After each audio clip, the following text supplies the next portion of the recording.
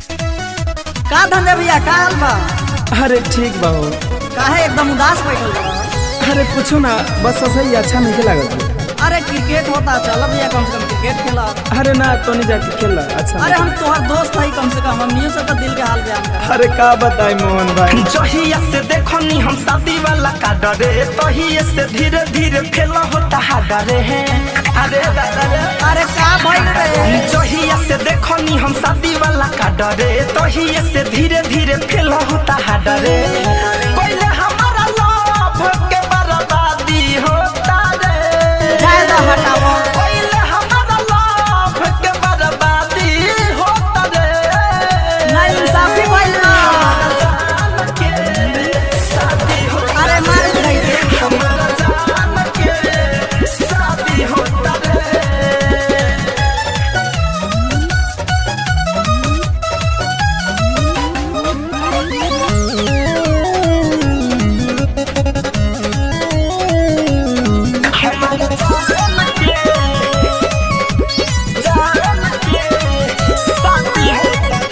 बिना बतवले काहे भइल बिया राती, ओकरा दुआरे परसो बंदे बाजा बाजी। कोई सन के लड़की से प्यार करे रहत।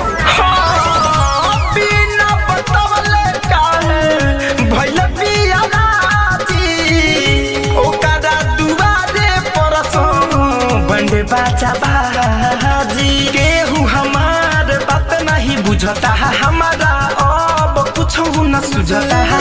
दिल में हमारा गम के आबादी होता रे, होइबे करी। दिल में हमारा गम के आबादी होता रे। हमारी सुगंधी के शादी होता रे, बहुत बुरा बा। हमारा जान के शादी होता रे, हमारा जान के शादी होता रे, हमारा जान के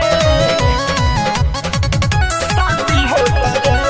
हाँ हाँ उठता बे मानवा में कितना सवाल रे, कैसे जाइब देखे हम करे जाए महल रे।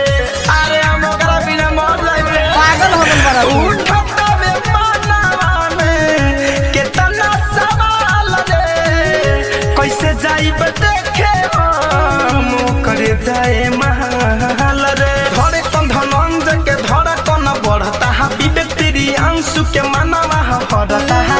मोह से परदेसी के अब चांदी होता रे, मोह से परदेसी के अब चांदी होता रे। ई दुल्हवा का रे, हमारा जान के शादी होता रे। पैसा रखी हवे।